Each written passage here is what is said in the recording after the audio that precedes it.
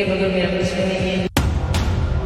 क्योंकि मैं इनको पाना चाहती हूँ, मैं सच की बुनियाद पे हर चीज़ करना चाहती हूँ। जिंदगी मौत यहीं पर लिखी है।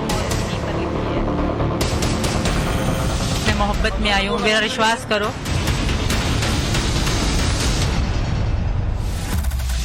अभी हमें भी तो नहीं पता, लेकिन उसने ही तोड़ाया है कि मैं मां बनने वाली हूँ। ऐसे तो पाकिस्तान से सभी लोग आके यहाँ पे इनको फिल्म का ऑफर मिलेगा। क्या सीमा हैदर गर्भवती है? क्या सचिन के बच्चे की मां बनेगी सीमा हैदर? सीमा हैदर अब एक और बच्चे को जन्म देगी तो क्या होगा? सीमा मां बन गई तो क्या मिल जाएगी नागरिकता? पबजी वाले लवजी के लिए 4 बच्चों को लेकर अवैध रूप से पाकिस्तान से भारत पहुंची सीमा हैदर जल्द ही फिर से मां बन सकती है। सीमा हैदर के 5वीं बार गर्भवती होने की चर्चाएं हैं। बताया जा रहा है कि सीमा हैदर 5 महीने की प्रेग्नेंट हैं। 5 महीने पहले यानी मार्च में सीमा और सचिन की मुलाकात नेपाल में हुई थी। उनका कहना है कि इस दौरान उन्होंने शादी कर ली थी और होटल में 1 सप्ताह साथ भी थे। सीमा हैदर पहले से ही 3 बेटियों और एक बेटे की मां है, जिनका पिता गुलाम हैदर है। अब रबुपुरा में चर्चा है कि सीमा फिर से मां बनने वाली है और उसके पेट में सचिन का बच्चा पल रहा है। कुछ दिन पहले सीमा सचिन को लेकर अस्पताल पहुंचा था और यहां उसने मेडिकल चेकअप करवाया था। सीमा भी मां बनने वाली है तो कायकन की सीमा मां बनने वाली है, मतलब ये एकदम स्पष्ट है, आपको इसकी जानकारी है? अभी हमें भी तो नहीं पता, लेकिन उसने ही तोड़ाया है कि मैं मां बनने वाली हूँ। न्यूज में सुना है हमने कि वो मां बनने वाली है। भैया मां बनने वाली फिर तो और ज्यादा पैसे आएंगे उस पर, अब क्योंकि अब उसकी ज्यादा ख्याल होगा तो औरों से ही लो ना, फिर गांव वालों से क्यों मांग रहे हो मदद? जैसा करना है करो। इलाके में चर्चा चल रही है, उससे कई तरह के लोगों के अपने अपने राय है। जहां कुछ लोगों का कहना है कि सीमा जो है वो भारतीय बच्चा इसलिए पैदा करी ताकि उसको यहाँ नागरिकता मिल जाए, उसको रहने में यहाँ आसानी हो। वहीं कुछ लोगों के अलग राय है, जिनका कहना है कि हम 5वें जो बच्चा होगा सीमा का वो हमारे मीणा परिवार का होगा तो उनको स्वीकार करेंगे। यानी कि अलग अलग राय है लोगों के। लेकिन इन सब के बीच में इस चर्चा को लेकर के मीणा परिवार ने भले ही अभी तक कोई पुष्टि ना करी हो, लेकिन इस चर्चा ने पूरे इलाके में सनसनी मचा दी है। लेकिन सवाल है कि क्या अगर सीमा गर्भवती होती है तो उसे भारत की नागरिकता मिल सकती है? क्योंकि सीमा अवैध रूप से आई है तो उस पर पहले से ही कानूनी शिकंजा है। ऐसे में सीमा के उस बच्चे का क्या होगा जो उसके पेट में पल रहा है? कानून की जानकारी से लेकर क्या कहते हैं? सुप्रीम कोर्ट के वकील डीके गर्ग का कहना है कि अगर जो बच्चा भारत में पैदा होता है तो उसे यहीं का नागरिक माना जाता है, लेकिन सीमा को डिपोर्ट करना हो तो बच्चा पैदा होने तक भारत में रहने दिया जा सकता है। बच्चा यहीं पैदा होता है तो ये माना जाता है कि जो भी बच्चा यहाँ पैदा होगा वो यहाँ का सिटीजन है। तो ऐसे में क्या उसको बच्चा पैदा रहने तक रहने दिया जा सकता है? ऐसे कारण ये सरकार के ऊपर बात है, इसको कोई कुछ नहीं कर सकता और या उसको कोर्ट में आना पड़ेगा ये सब बात कहने के लिए। कहा जा रहा है, पूछा जा रहा है कि सीमा अगर प्रेग्नेंट है तो क्या ऐसे में उसके डिपोर्टेशन पर कोई असर पड़ सकता है? कानून क्या कहता है? कानून कुछ नहीं कहता है। अगर उसको डिपोर्ट होना है तो डिपोर्ट होगा, मगर यह है कि इतना इंतजार किया जा सकता है कि उसका बच्चा पैदा हो जाए। इसके उलट वकील आभा सिंह का कहना है कि ऐसे बच्चा पैदा करने से नागरिकता नहीं दी जा सकती। सीमा को पाकिस्तान भेज देना चाहिए। ये जो महिला है अगर आई है और आपका कहना है कि वो प्रेग्नेंट है, वो डिलीवरी बच्चा होने वाला है, तो सबसे पहली बात उसको ये अधिकार तो कानूनन मिल नहीं सकता क्योंकि वो इलीगली आई है। वो ये जो कॉन्स्टिट्यूशन है वो सिटीजन्स के लिए है, संविधान जो है सिटीजन्स के लिए है, तो ये सिटीजन तो हमारे है नहीं, तो इनको हम इस कानून का फायदा नहीं दे सकते, इनको हम फंडामेंटल राइट्स का फायदा नहीं दे सकते। अब आई बात मानवता की, तो मानवता में कि अगर उसको डिलीवरी होने वाली है, हम सब जानते हैं कि अगर इस तरह के हम छूट देने लगे तो फिर एक ये हर लोग का तरीका मिल जाएगा कि वो आके यहाँ पे बच्चा पैदा करेंगे, प्रेग्नेंट हो जाएंगे और उसके बाद कहेंगे हमको यहीं रहने दिया जाए। अब ऐसे में सीमा के लिए एक तरफ कानून का पहाड़ है तो दूसरी तरफ मौत की खाई। अगर सीमा को पाकिस्तान भेजा जाता है तो वो उस बच्चे को लेकर कैसे जाएगी? पाकिस्तान सीमा को अपनाए या नहीं? लेकिन शरीयत लॉ के हिसाब से जो बच्चा सीमा के पेट में पल रहा है वो अवैध ही माना जाएगा। ऐसे में सीमा की मुश्किलें बढ़ सकती हैं। सीमा गर्भवती हो गई है, ऐसे हालात में अगर भारत के सरकार, विदेश मंत्रालय या कोई किसी कोर्ट के आदेश से उसे पाकिस्तान वापस भेजा जाता है तो सीमा के संकट कई गुना और कई सौ गुना बढ़ जाएंगे। सीमा के पति ने सीमा को तलाक नहीं दिया है। पाकिस्तान में शरीयत का कानून शादी ब्याह में उनका पर्सनल लॉ लागू होता है, हिंदुस्तान में भी लागू होता है। उसके हिसाब से सीमा को कोई राइट नहीं कि वो किसी दूसरे को अपने पति के शौहर के रहते जब तक वो तलाकशुदा न हो, इद्दत का पीरियड न ख़त्म हो जाए, तब तक वो शादी कर सके। तो सीमा का बच्चा उस मामले में अवैध माना जाएगा। एक तरफ सीमा के गर्भवती होने की बात हो रही है तो दूसरी तरफ सीमा को बॉलीवुड से एक्टिंग का भी ऑफर है, लेकिन अभी सीमा को एटीएस से क्लीन चिट नहीं मिली है, ना ही सीमा को नागरिकता मिलने का रास्ता साफ हो रहा है। इस बीच सीमा के गर्भवती होने की चर्चाओं ने सीमा की इस प्रेम कहानी में एक नया ट्विस्ट जरूर डाल दिया है। Bureau report, times now, Navbharat. पहले भारत में अवैध तरीके से एंट्री करने के चलते, उसके बाद रील्स और अपनी तमाम तरह की बातों के साथ साथ अब सीमा हैदर का ये एक नया जो एक बात सामने आई है, उससे एक अलग सेंसेशन जरूर है। अलग अलग तरह की बातें सामने आ रही है। सीमा हैदर जिस जगह पर रहती हैं वहां पर लोगों की अलग प्रतिक्रियाएं हैं, वो इस बात को लेकर भी जरूर नाराजगी जता रहे हैं। अब सवाल यही है कि जो अफवाहें हैं क्या वो सच हैं, क्या वाकई में सीमा हैदर मां बनने वाली हैं और ये क्या एक नए प्लान का हिस्सा भी है। करेंगे चर्चा। मेरे साथ में जो खास मेहमानों का पैनल है उससे आपको मिलवा देती हूँ। मेरे साथ नाजिया इलाही खान सोशल वर्कर भी हैं, वकील हैं, मेरे साथ में जुड़ रही हैं। अंबर जैदी हैं, सामाजिक कार्यकर्ता। डॉक्टर इरशाद अहमद खान पाकिस्तान से पीएमएलएन नेता मेरे साथ में जुड़ रहे हैं और पाकिस्तान से ही वकील जीएन कुरैशी समय मेरे साथ में जुड़े हैं। आप सभी का बहुत बहुत स्वागत है। लेकिन पहले इस पूरी चर्चा की शुरुआत में नाजिया इलाही खान आपसे करना चाहूंगी, बतौर वकील इस बात को जरा समझाने की कोशिश कीजिए कि अगर इन खबरों में, इन अफवाहों में, इन बातों में सच्चाई है तो भारत का कानून क्या कहता है। अगर सीमा हैदर वाकई में यहाँ पर मां बनने वाली हैं और अगर वो प्रेग्नेंट हैं तो भारत के कानून के अकॉर्डिंग क्या इस आधार पर सीमा हैदर को भारत की नागरिकता मिल सकती है? जी बिल्कुल भी नहीं मिल सकती है, क्योंकि दिल्ली हाईकोर्ट का एक मैटर का रेफरेंस मैं आपको दे देती हूँ। मोहम्मद जावेद और नौशीन जो थी वो पाकिस्तानी थी और 2005 में उन्होंने मोहम्मद जावेद से बतौर वीजा वगैरह जितना भी लीगल प्रोसेस था सब करके वो आकर के शादी की थी। लेकिन फिर भी जब वो मां बनी है फिर भी उनको कोर्ट के चक्कर लगाने पड़े हैं और उनको दिल्ली हाई कोर्ट ने लीव इंडिया नोटिस इशू कर दिया था।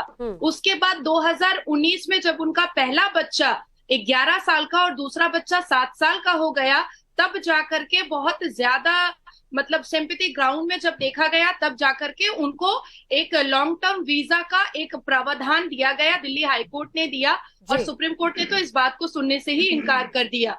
तो मुझे लगता है कि कानूनी तरीके से ये सीमा गुलाम हैदर जितना भी एक षड्यंत्र रचा ले, उनको यहाँ की हिंदुस्तान की नागरिकता तो नहीं मिल सकती है। अब मैं शरिया लॉ पर आती हूँ। गुलाम हैदर से के साथ उसका निकाह मुत्ताह नहीं था, उसका पूरा का पूरा निकाह था, जवाज था, जो बिल्कुल कुरान के तरीके से निकाह और जवाज करके उसने अपने निकाह में लिया था। तो ना ही उन्होंने 3 तलाक का कोई पेपर दिखाया है और ना ही सीमा गुलाम हैदर ने किसी भी तरीके का कोई खुलानामा दिखाया है। हालांकि पाकिस्तान में हर गलियों में तलाक और खुला का पेपर बनाने के लिए मौलवी मुल्ला बैठे ही रहते हैं। तो हिंदुस्तान का शरिया लॉ बोलिए या हिंदुस्तान का संविधान बोलिए, दोनों ही तरीके से एक तो ये बच्चा अवैध हो जाता है शरिया लॉ के हिसाब से भी, और हमारा जो हिंदुस्तान के संस्कार और संस्कृति है उस हिसाब से भी, क्योंकि माला पहना देने से हम उसको तो कोई शादी नहीं यानी कि कानूनी रूप से हम समझे नाजिया तो ये इतना ज्यादा इजी नहीं होगा। लेकिन पाकिस्तान के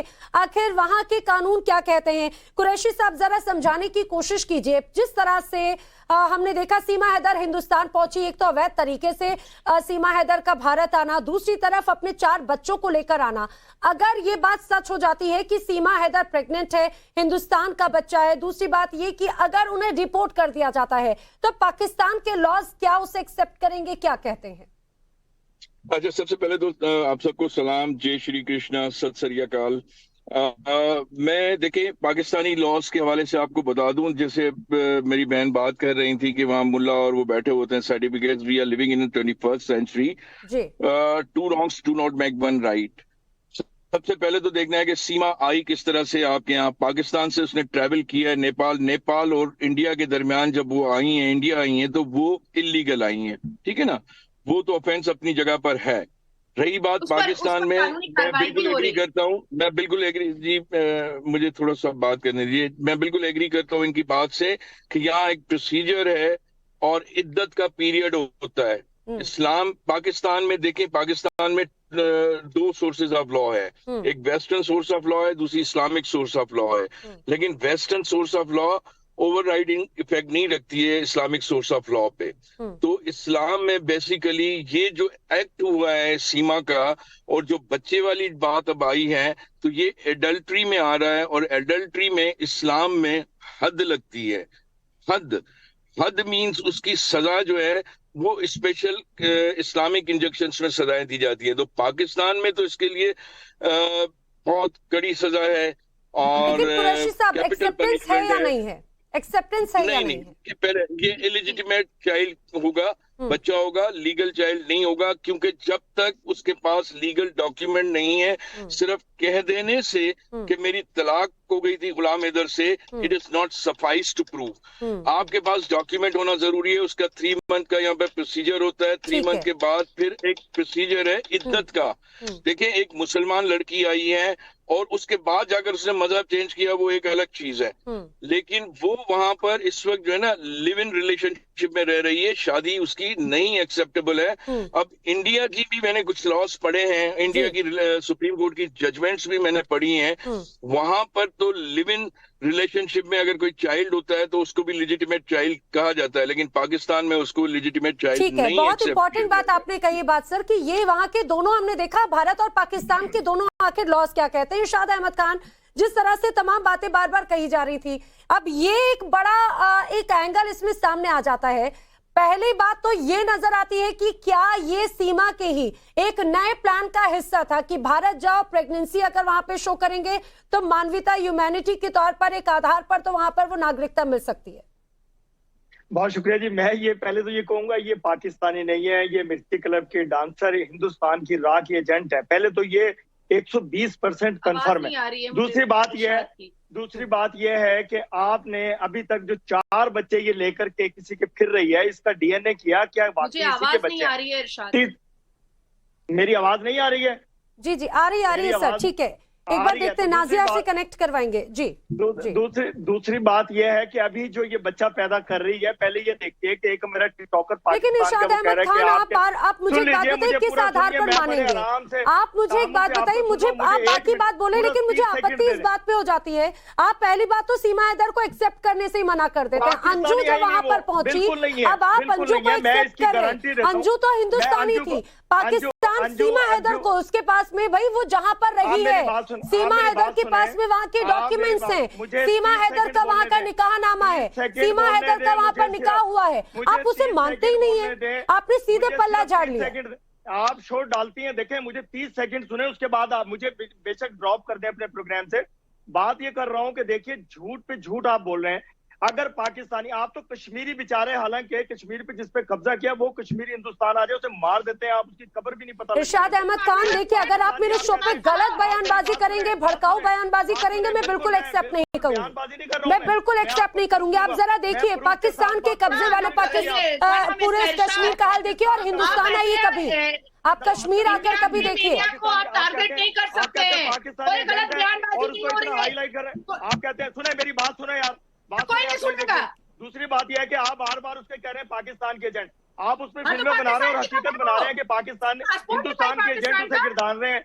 तो आप देखिए, आप अपनी ऑफर्स देखिए, आप एजेंट के साथ क्या यही सलूक करते हैं? अगर पाकिस्तान का कोई एजेंट आपके हाथ आ जाता है। इरशाद अहमद खान, ये हमारे सुनिए मैं बताती हूँ, भारत में ना लोकतंत्र है, भारत में कानून व्यवस्था है, भारत में मानवता है। हम पाकिस्तान के जैसा नहीं करते। अगर वहाँ पर भाई मुझे एक बात बताइए, अगर वहाँ पर तो आप जो आतंक को पालते हो वो किस तरह की जांच की बात करते हैं? इरशाद अहमद खान, अगर आप ऊल जुलूल तर्क देंगे तो मुझे आपको बीच में टोकना पड़ेगा।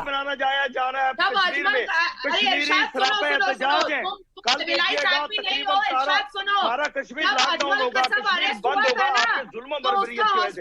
एक आप सीमा करते फिर रहे, आप अंजूर सीमा पे रह गए। आप कश्मीरियों का ख्याल कीजिए, आपको शर्म नहीं आती? आप लोग आप एक सीमा को लेकर फिर रहे हैं, उसमें फिल्में बना रहे हैं, उसमें क्या क्या कर रहे हैं? जो कश्मीरियों की इज्तिमाई कब्रें बना रहे हैं, जो कश्मीरियों पर जुल्म कर रहे हैं, देखिए कल किस तरह कश्मीर बंद होगा, उसकी बात कीजिए। आप बात कीजिए वो जो एक मर्डर किया रेलवे में, ट्रेन के अंदर एक आपके सिपाही ने, कांस्टेबल ने लोगों को मारा, उस पे बात कीजिए। आप उस पे बात कीजिए कि राहुल गांधी की हुकूमत बनने जा रही है। आप उस पे इरशाद अहमद खान, आपको भारत में बनने वाली सरकार की बड़ी चिंता है, आपको बड़ी चिंता है कि भारत में प्रधानमंत्री राहुल गांधी बनेंगे या नरेंद्र मोदी, आपको बड़ी चिंता हो रही है। आप जरा अपने देश को देख लीजिए ना, आप वहाँ की सियासत को समझाइए जरा। मैं जो टॉपिक में बात कर रही हूँ, आप उस टॉपिक से पूरी तरह से भटक चुके हैं। आपने लोगों को तबाह करने पे तुले हुए हैं। इरशाद अहमद खान, पहले अपने घर में झांक कर देखिए, आप पहले अपने गिरेबान में झांक कर देखिए प्लीज। मैं इस तरह से दूसरे टॉपिक पर अगर आप उसको भटकाने की कोशिश करेंगे, एक्सेप्ट नहीं करेंगे। मैंने तो आपको कहा, अगर नहीं संभलती मुझे दे दो, मैं संभाल लूंगा उसको। अरे पहले अपना देश संभाल लीजिए सर। आप कमाल जनाब इरशाद अहमद खान, पहले आप अपना देश संभाल लीजिए। आपने मुझे थोड़ा सा इंटरवीन करने दीजिएगा। मैं एक दो चीजें कहना चाहूंगा। जी देखिए, अनफॉर्चुनेटली ये दुनिया में चीजें होती हैं। When it comes to Pakistan and India ना, तो हमारे रवैये बेलिजरेंट रवैये हो जाते हैं। ऐसे लगता है कि हम वॉर मॉन्गर्स बैठे हुए हैं और वार छेड़ देंगे। देखिए अभी इरशाद साहब कह रहे थे, इरशाद अहमद खान को यहाँ की पॉलिटिक्स में बड़ा इंटरेस्ट है। इरशाद खान को भारत की पॉलिटिक्स में, भारत की डेमोक्रेसी में बड़ा शौक है, बड़ा इंटरेस्ट है। आप मेरी बात कंप्लीट करने दीजिए। देखिए अभी इरशाद साहब कह रहे थे कि वो कंफर्म जो है वो पाकिस्तानी एजेंट है, और भाई अगर आप प्रूव कर दें, ये आपका राइट है, इंडिया का राइट बनता है कि उसको इंटेरोगेट करे, उसको इन्वेस्टिगेट करे। इन्वेस्टिगेशन करने के बाद अगर वो मुझे इरशाद साहब, इंडिया की लड़की है, वो इंडियन एजेंट है, राज एजेंट हो रहा है। एटीएस की टीम उसका इन्वेस्टिगेशन कर रही है, 120B की धारा लगी है। देखिए राज एजेंट है या ISI की एजेंट है, अगर प्रूव होता है दीदी, उसका पासपोर्ट सीज किया गया है, उसके सारे मोबाइल फोन सीज किए गए हैं, उसको अभी सुरक्षा एजेंसी या एटीएस की टीम या उत्तर प्रदेश की पुलिस ने उसको क्लीन चिट नहीं दिया है। वो under the radar of investigation है, under the eye of investigation है, अभी तक क्लीन चिट उसको नहीं मिला है। इसी बीच में वो बहुत सारे ड्रामे कर रही है। इसी बीच में उसने अपना प्रेगनेंसी का बात कहा है। देखिए भैया, मैं बड़ी इज्जत से आपसे बात कर रही हूँ, इरशाद से तो बात करना ही मुश्किल है, आपसे बड़ी इज्जत से बात कर रही हूँ। क्या हमारा कुरान, क्या हमारा इस्लाम, क्या हमारा शरिया इस चीज की अनुमति देता है कि आप बिना खुला और बिना तलाक के और बिना इद्दत के आप किसी का बच्चा पेट में ले लीजिए? ये अनुमति तो हमारा इस्लाम और कुरान नहीं देता है। हम लोग बार बार सीमा से कह रहे हैं कि भाई तलाकनामा दिखा दो। जब तुम गुलाम हैदर का पुराना शादी का, पहला शादी का तुम VCR कैसेट ला सकती हो, तुम 4-4 मोबाइल अपने हाथ में ला सकती हो, तुम सिम कार्ड तोड़ सकती हो, तुम हिंदी सीख सकती हो, तो तुम तलाक या खुला का पेपर भी तो ला सकती थी। तुम इद्दत जो पूरा की हो उसके डेट तो बता सकती हो, पर वो नहीं बता रही है। तो ये इस्लाम के हिसाब से, कुरान के हिसाब से, शरिया के हिसाब से, ठीक है नाजिया, आपने इस चीज को समझाया। इस चीज से रिस्पॉन्ड कर दूं। Thank you very much. Respect is always commanded and it's reciprocal. Respect देंगे, रिस्पेक्ट आपको भी हम देंगे और देनी भी चाहिए। दूसरी बात देखें, ये इस्लाम के हवाले से मैं बिल्कुल एग्री करता हूँ। जब तक आपके पास, we are sitting in 21st century, सिर्फ कह देने से नहीं होता है, आपके पास एक प्रूफ होना चाहिए, जिसको प्रूव करने के लिए आपको कि आपको खुला हुई है या आपको तलाक हुई है। There is a difference between खुला एंड तलाक, ठीक है ना। खुला औरत खुद लेती है, तलाक मर्द देता है, लेकिन उसका डॉक्यूमेंट्री प्रूफ नहीं है। उसके बाद जाकर आप लिव इन रिलेशनशिप में रहते हो और बच्चा होता है तो ये एडल्ट्री कहलाएगी इंडियन लॉज में भी। लेकिन क्योंकि सुप्रीम कोर्ट की जजमेंट है कि लिव इन रिलेशनशिप में अगर कोई बच्चा होता है तो उससे इलिजिटिमेट चाइल्ड नहीं कहा जाएगा, लेजिटिमेट चाइल्ड कहा जाएगा। लेकिन पाकिस्तान को अगर हम देखें तो पाकिस्तान में ये लेजिटिमेट चाइल्ड नहीं होगा।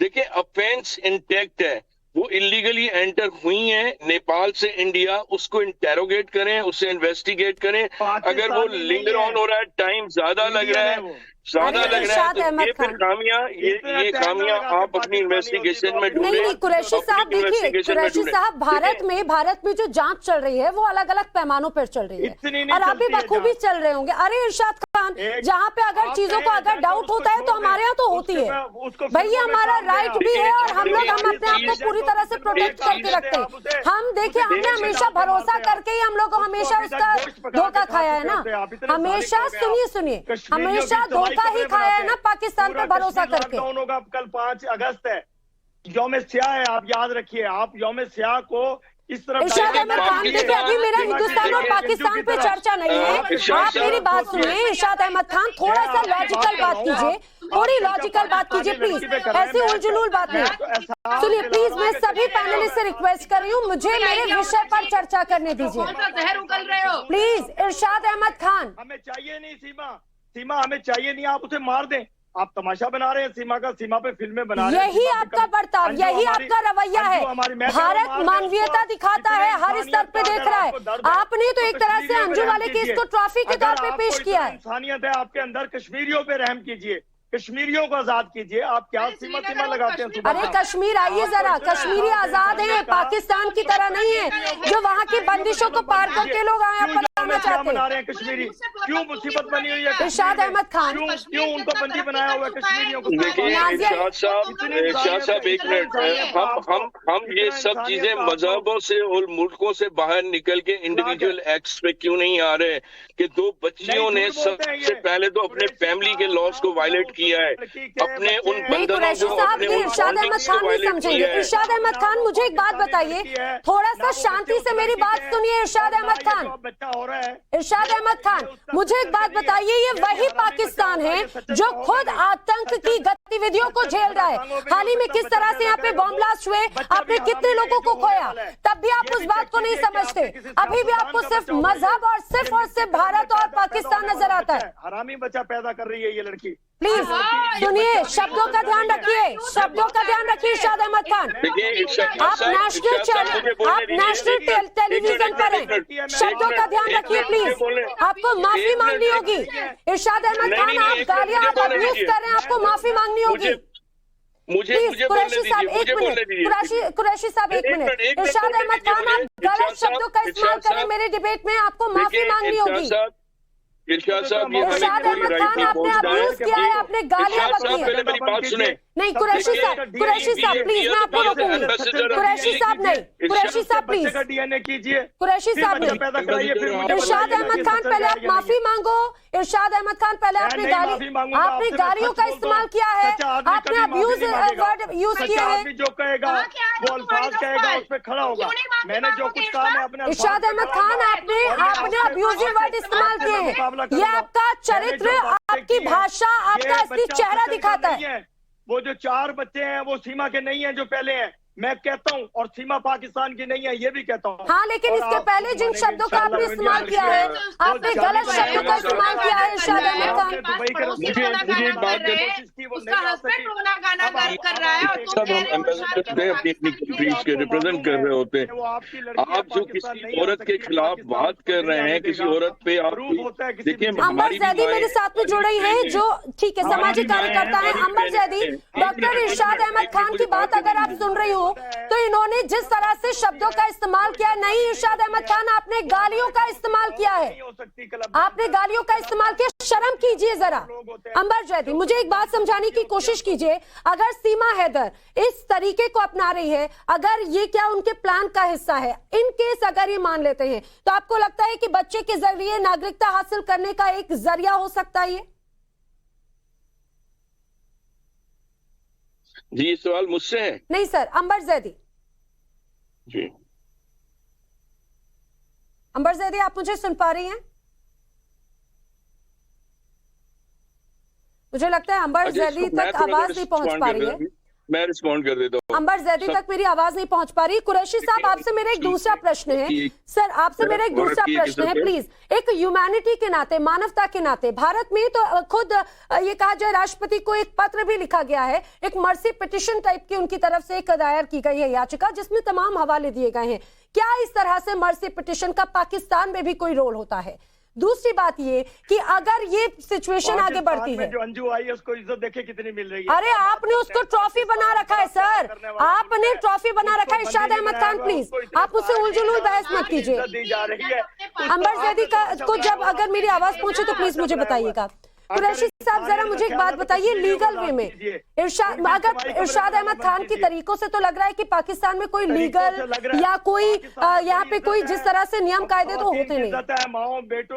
कुरैशी साहब, मुझे एक बात बताइए, अच्छा बार बार अंजू का जिक्र कर रहे हैं, मुझे एक बात बताइए कि अंजू का जो केस है वो पाकिस्तान के लॉज में कितना वैलिड है? जी, देखिए, एक तो मर्सी पिटीशन जो आप लोगों ने वहां पे डाली है इंडिया में, वो भी एप्लीकेबल नहीं है, क्योंकि आपका अपना लॉ जो है इंडियन सिटीजनशिप एक्ट 1955 कहता है कि ड्यूल सिटीजनशिप नहीं हो सकती। ठीक है, नंबर 1। जब तक वो पेरेंट कंट्री की जो है अपनी सिटीजनशिप सरेंडर नहीं करती, उससे पहले आप नहीं दे सकते। सेकंड, कि जो इलीगली एंटर हुआ है उसको आप एंटरटेन नहीं कर सकते। तो उस मर्सी पिटीशन की क्या बात है, वो एक अलग है। दूसरी बात मैं आपको कहना चाहूंगा, देखिए यहाँ कहा जा रहा है बच्चों के हवाले से, सिटीजनशिप के हवाले से, बच्चों के लिए कानून में जिसके इंडिया भी सिग्नेटरी है, पाकिस्तान भी सिग्नेटरी है, सुई ज्यूरिस का कॉन्सेप्ट है कि जब तक वो 18 ईयर्स के नहीं होते, ना तो उसका मजहब चेंज बच्चों का किया जा सकता है, ना ही उनकी सिटीजनशिप चेंज। सर, ये बात इंपॉर्टेंट कही, मैं इसका आपको एक क्रॉस क्वेश्चन करके चीज को समझने की कोशिश करूंगी। अगर अंबर जैदी, आपको मेरी आवाज आ रही है? अंबर जैदी, आप मुझे सुन पा रही हैं? लगता है अंबर जैदी तक आवाज नहीं पहुंच रही है। कुरैशी साहब, मैं आपको एक चीज जरा बताइए, हमारे साथी जो हैं आपके पाकिस्तान से, इरशाद अहमद खान, वो बार बार अंजू का भी जिक्र कर रहे हैं कि उनको लग रहा है कि भाई अंजू में आपने कोई जांच नहीं की। सर ठीक है, बिल्कुल ठीक है, आपने उसको एक एग्जाम्पल सेट कर दिया ना। हाँ, वो वीजा लेकर सही तरीके से आई है, लेकिन कुरैशी साहब जरा बताइए कि अंजू को जो एक ट्रॉफी के तौर पर बता रहे हैं कि भाई हमने हिंदुस्तान से एक लड़की, हमने उसका धर्म परिवर्तन करा दिया, निकाह करा दिया, तो भाई ये तो बहुत अच्छी बात है। आप उससे नहीं, आप उससे अपने एक बहुत इज्जत की बात मान रहे हैं। सीमा हैदर यहाँ आ गई तो आपकी नाक कट गई। मुझे बताइए कुरैशी साहब, अंजू वाला केस कितना वैलिड है पाकिस्तान में? देखिए, अंजू का भी पहले, सबसे पहले बात तो उसकी एंट्रेंस को तो हम थोड़ी देर के लिए साइड पे रख देते हैं ना, कि वो वीजा लेकर आई हैं या वो इलीगली एंटर हुई हैं। उसके पास भी कोई सबूत नहीं है, सबूत नहीं है कि उन्होंने मैरिज, वो पहले जो बॉन्डिंग है उसकी नल इनवाइट हो गई है। जब तक वो नहीं होता तो वो भी निकाह में एंटर नहीं हो सकती पाकिस्तानी लॉज के हिसाब से भी। ठीक है ना। और उसी बात आप ध्यान में रखें, कोर्ट मैरिजेस का कॉन्सेप्ट कम से कम पाकिस्तान में तो बिल्कुल नहीं है, ये सिर्फ परसेप्शन बनाया गया है या फ्री विल होती है। दूसरी बात मैं आपको बता दूं कि वो टाइम की कमी है, इसलिए जल्दी जल्दी बता दूं, जो तोहफे दिए जा रहे हैं, गिफ्ट्स दिए जा रहे हैं और उसका इतना शोर मच रहा है दोनों तरफ के मीडियाज में। आप मुझे बता दें कि पाकिस्तान का कौन सा कानून है जिसके तहत जो है इमूवेबल प्रॉपर्टी किसी नॉन पाकिस्तानी सिटीजन को दी जा सकती है, वो ट्रांसफर ही उसके नाम पे नहीं हो सकती। मुझे लग रहा है आपकी इस बात से आप भी थोड़ा संभल कर रहिएगा। इरशाद अहमद खान जो हैं वो आपकी इस बात से नाराज हो रहे होंगे। आप भी पाकिस्तानी हैं, अभी वहीं पर रहते हैं। इरशाद अहमद खान तो भाई जो उनकी बात से इत्तेफाक नहीं रखता वो नाराज हो जाते हैं। कानून की बात कर रहा हूँ, मैं कानून की बात कर रहा हूँ। इरशाद साहब कानून जानते हैं तो उनको पता होना चाहिए। Article 23 of the constitution clearly says कि every citizen of Pakistan shall have a right to sell, purchase, retain, acquire property everywhere in Pakistan. Ambar Zaidi, अगर आपको मेरी आवाज आ रही हो तो प्लीज रिस्पॉन्ड करें एक बार। अंबर जैदी, आप मुझे सुन पा रही हैं? कुरैशी साहब का अंबर जैदी को आपकी आवाज नहीं आ रही आज। अंबर, अगर आपको आवाज आ रही है तो आप अनम्यूट कर दीजिए, शायद म्यूट है। आप मुझे अंबर एक बात को समझाने की कोशिश कीजिए, बड़ी देर से आपसे कनेक्ट करने की कोशिश कर रहे थे, हुआ नहीं। एक चीज को जरा समझाइए कि एक तरफ मानवीयता के आधार पर मान लीजिए, वैसे तो अभी यूपी एटीएस और तमाम जो अलग अलग पैमानों पर पूछताछ हो रही, क्लीन चिट नहीं मिली है, लेकिन अगर ह्यूमैनिटी के आधार पर जिसका आधार बनाते हुए राष्ट्रपति को एक दया याचिका भी अंबर जैदी और उनकी टीम की तरफ से की गई है, अगर इसे देखा जाए तो इस केस को फिर किस दिशा में आगे बढ़ते हुए नजर आते हैं? लोगों का विरोध भी जमकर है। अंबर, देखिए नैना, सबसे पहली बात तो ये है कि हम अगर कानून की बात करते हैं तो कानून में किसी भी तरह के कोई इमोशंस नहीं आते हैं। किसी भी इमोशंस को साइड में रखकर कानूनी नजरिए से किसी भी केस की जांच की जाती है। अगर सीमा की बात करते हैं तो सीमा सबसे पहले वो इलीगल या अवैध घुसपैठियां हैं जो भारत में एक गलत तरीके से, अवैध तरीके से घुसी, एक प्रॉपर प्लानिंग के साथ में इस देश में आई हैं। जिस तरह से उन्होंने अपनी प्रेगनेंसी को प्लान किया, जिस तरह से वो कई देशों से घूमकर भारत की सीमाओं में 4 बच्चों को लेकर आई हैं, आते ही उन्होंने अपने धर्म परिवर्तन का ऐलान किया। ये सारी चीजें एक प्रॉपर प्लानिंग का हिस्सा दिखाई देती हैं कि सीमा एक सस्पेक्ट है जिसकी जांच यूपी एटीएस और हमारी सारी जांच एजेंसी कर रही है। शुरू हो गई है कि आप उस पे फिल्म बना रहे हैं। इरशाद साहब, मैं आपसे बात नहीं कर रही हूँ, मैं एंकर से बात कर रही हूँ, तो आप अपनी तमीज का टोकरा आप अपने पास रखें, मुझे अपनी बात रखें। बोलते हुए आप अपनी बात लेकिन झूठ बोलना आपका काम है। आप बोल रहे थे सीमा पाकिस्तान की है, जबकि आपकी पाकिस्तान बच्चों के केस में काउंसलर एक्सेस मांग रहा है, तो झूठ और पाकिस्तान ये सिनोनिम्स है। आप ये आपका काम है, हम लोग झूठ बोलते हैं, हम सच्चाई पर फैक्ट्स पे बात करते हैं। तो यहाँ पर फैक्ट पे बात हो रही है, झूठ बोलना आपकी तहजीब और आपका तरीका, आपकी बुनियाद, आपके डीएनए में है। आप झूठ बोलना चाहता है, आप बोलते हैं कुछ और। इरशाद अहमद खान, प्लीज हम पहले अंबर जैदी की बात पूरी होने दीजिए। मैं एक एक करके सबको मौका दे रही हूँ। अंबर जैदी, लेकिन अंबर, जिस तरह से एक ह्यूमन एंगल को ध्यान में रखते हुए शायद ये आधार बनाने की कोशिश की गई, आपको लगता है कि ये भी एक प्लान का हिस्सा है? एग्जैक्टली एक प्लान का हिस्सा है। इस तरह से तो जिस तरह से नैना देखिए, हमारे कोई फिल्म मेकर है अमित जानी, वो उनको फिल्म दे रहे हैं, नेताजी को जा रहे हैं, उनको शॉल और सारा उनको पूरी वो सारी चीजें सम्मान बख्श रहे हैं, लोग उनको तोहफे दे रहे हैं, उनको पैसों की बरसात हो रही है, काम मिल रहा है। दूसरी तरफ से ये प्रोपेगेंडा हो रहा है कि उनके पास खाने को नहीं है, काम नहीं है। यूट्यूब चैनल पे उनके एक वीडियो पे 50-50, 60-60 मिलियन व्यूज जा रहे हैं, तो उनपे तो पूरा देश ऐसे बरसात कर रहा है सम्मान की, पैसे की और हर चीज की, जैसे कि उन्होंने बहुत बड़ा कोई देश के लिए काम किया हो। एक इल्लीगल घुसपैठियों को हमारे देश में जितना एयर टाइम मीडिया में जितना लोग, हर तरह के लोग उतना सम्मान दे रहे हैं और जिस जगह पे उसको पहचाने की कोशिश की जा रही है, तो वो तो जिस काम के लिए ISI ने उसको भेजा है तो बड़ी आसानी से, अगर फिल्म इंडस्ट्री में चलेगी तो अच्छी लोगों में बैठेगी तो आसानी से अपना काम कर पाएगी। लेकिन अंबर, अगर इस तरह के मामलों को इस तरह से अगर चीजें आगे बढ़ती हैं, ये तो एक अलग संदेश चला जाएगा। जैसे इरशाद अहमद खान के लिए भाई अंजू को यहाँ पर लाना, तो अंजू को पाकिस्तान जाना तो इनकी इज्जत बढ़ गई, सीमा यहाँ आ गई तो नाक कट गई। अगर ये कहा जाए इस तरह के, तो कई और मामले सामने शुरू हो जाएंगे। लेकिन नैना, सीमा आई है गलत तरीके से, इलीगल तरीके से। अंजू वीजा लेके गई है, वो चाहे हिंदू बन जाए, मुसलमान बन जाए, कुछ भी बन जाए, वो भारतीय है और वापस आ सकती है। उसने मोरली चीजें गलत की, वो एक अलग बात है, लेकिन कानूनी दायरे पे हम बात करें तो कानूनी दायरे पे सीमा ने कानून तोड़े हैं भारत के। और जब अगर इस्लामिक उसकी बात हो रही थी, तो मैं एक बात बताना चाहती हूँ, यहाँ पर सब कह रहे थे कि उसकी शादी अभी ये है वो है। अगर कोई भी इस्लाम से बाहर निकल जाता है तो उसकी शादी, उसका निकाह एकदम खारिज हो जाता है। वापस जाना चाहते हैं तो उसको वापस निकाह करना पड़ेगा। तो अभी यहीं पे बैठे हुए 2 भाई साहब पाकिस्तान से, इसलिए अभी उनसे पूछ लीजिए सीमा की शादी का स्टेटस क्या है इस्लाम के नजरिए से। तो आप और सीमा को लेक्चर दे रहे हैं। सीमा ये सारी प्लानिंग के साथ आई, आप लोग भली भांति जानते हैं, ISI ने प्रॉपर प्लानिंग के साथ उसको भेजा है और उसको भी पाकिस्तान नहीं जाना चाह रही। जिसका मतलब ये है कि जिस तरह से सीमा को जिस तैयारी के साथ भेजा गया है, उसकी भाषा देखिए, उसकी वेशभूषा देखिए, जिस तैयारी से आप लोगों ने देखा है, तो आपने इस्लामाबाद में एक सेलिब्रिटी बनाई हुई है जहाँ पर आप कन्याओं को तैयार करते हैं भारत में घुसपैठ करने के लिए, एंटी इंडिया एक्टिविटीज के लिए। ये सारी चीजें फेलियर होंगी और हमारे देश में महिलाओं को सम्मान देना, चाहे वो इलीगल तरीके से आए, हम सम्मान देते हैं। आपने अंजू के साथ क्या किया वो एक अलग बात है। आप उसको बाहर इरशाद अहमद खान, प्लीज आप तो ये कतई ना समझाएं कि काश ऐसा होता। आप एक बार यहाँ की मुस्लिम महिलाओं को, मेरे साथ में 2 पैनलिस्ट साथी बैठी हैं, और आप जरा आप अपने पाकिस्तान की कंडीशंस को जरूर देखिएगा। मैं नाजिया का रुख करूं, लेकिन कुरैशी साहब जल्दी से थोड़ा सा रिएक्ट कीजिए, 30 सेकंड। जी, अरे इरशाद अहमद खान, अपनी तरफ की तस्वीरें देखिए प्लीज। मैं जिस टॉपिक पे बात कर रही हूँ उस टॉपिक पे बात कीजिए। पाकिस्तान की इतनी चिंता कर लेते ना तो आज कहां से कहां बात होती, दूसरों के आगे हाथ नहीं फैलाना पड़ता। कुरैशी साहब, ह्यूमन राइट्स की बात करते हैं आप।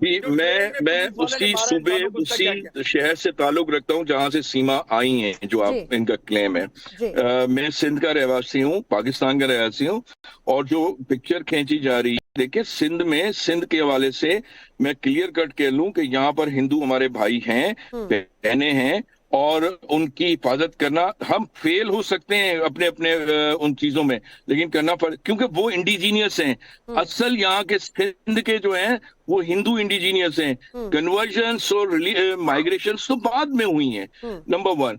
नंबर 2, देखिए उस पिक्चर को आप पहले डाइल्यूट करें। दूसरी बात अभी कही गई कि वो क्योंकि मजहब चेंज कर लिया है तो उन पिछली शादी का स्टेटस जो है वो खत्म हो चुका है। नहीं, इस तरह से नहीं होता। कवानीन इंटैक्ट हैं, इंडिया में भी, पाकिस्तान में भी। अगर आपके यहाँ मुल्क में इस तरह से है कि कोई रिलीजियन चेंज, देखिए पाकिस्तान में, सिंध में ये बात की जाती है। हिंदी के साथ निकाह का स्टेटस क्या रहेगा, बता दीजिए। आप देखिए मुझे एक चीज मैं बता रहा हूँ आपको। आप मुझे सिर्फ ये बता दीजिए कि बच्चों के हवाले जो ये कॉन्सेप्ट दिया जा रहा है, परसेप्शन फैलाया जा रहा है कि उनका मजहब चेंज कर दिया गया है। सुई ज्यूरिस का कॉन्सेप्ट है, इंडियन सिग्नेटरी है, कन्वेंशन की सिग्नेटरी है, इंडियन पाकिस्तान में भी है।